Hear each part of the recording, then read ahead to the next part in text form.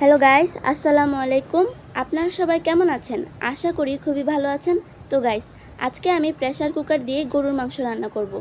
অনেকেই আছেন যারা প্রেসার কুকার দিয়ে গরুর মাংস রান্না করতে পারেন না বা অভ্যস্ত না। তো তাদের জন্যই আজকে আমার এই ভিডিওটা।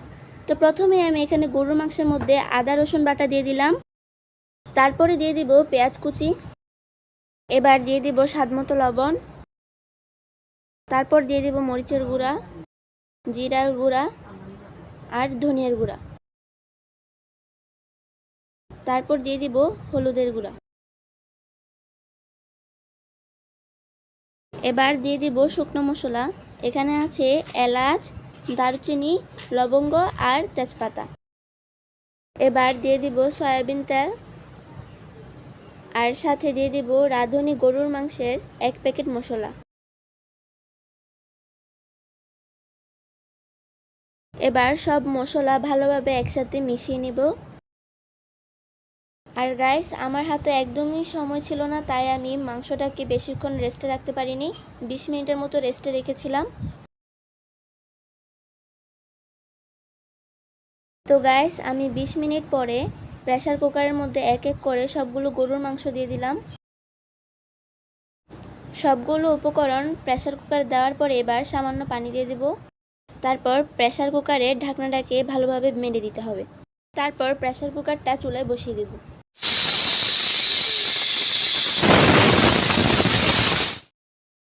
আর গাইস, প্রেসার কুকারটা চুলায় বসানোর পরে 4টা সিটি দেওয়ার পরে আমি প্রেসার কুকারটাকে উঠিয়ে নেব।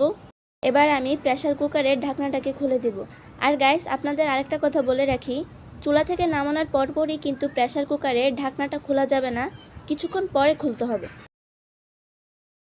এবার আমি গরুর মাংসটাকে ভালোভাবে নেড়ে চেড়ে দেব। তারপর গরুর মাংসটাকে আবার চুলার মধ্যে বসিয়ে দেব। এবার গরুর মাংসটাকে কিছুক্ষণ ভালোভাবে কষিয়ে নেব। তারপর এখানে দিয়ে দেব কিছু কেটে রাখা আলু। এবার ভালোভাবে নেড়ে চেড়ে দেব।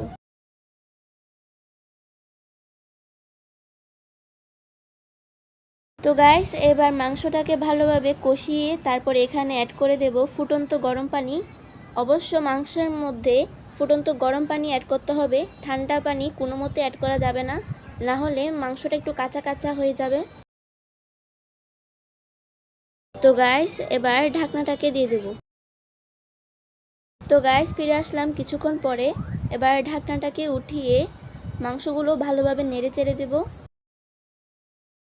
তো গাইস, আমার রান্না কিন্তু প্রায় শেষ। এ পর্যায়ে আমি উপর থেকে সামান্য ভাজা জিরার গুঁড়া দিয়ে দেব। তো গাইস, আমি গরুর মাংসটা চুলা থেকে উঠিয়ে নিলাম। এবার নামিয়ে পরিবেশন করব।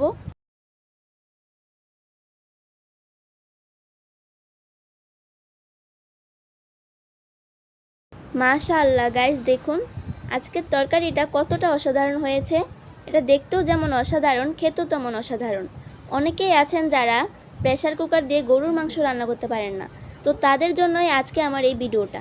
কেমন লাগলো অবশ্যই কমেন্ট করে জানাবেন। আর যদি ভালো লাগে তাহলে চ্যানেলটিকে সাবস্ক্রাইব করে আমার পাশে থাকবেন। তো গাইস, সবাই ভালো থাকবেন, সুস্থ থাকবেন। আল্লাহ হাফেজ।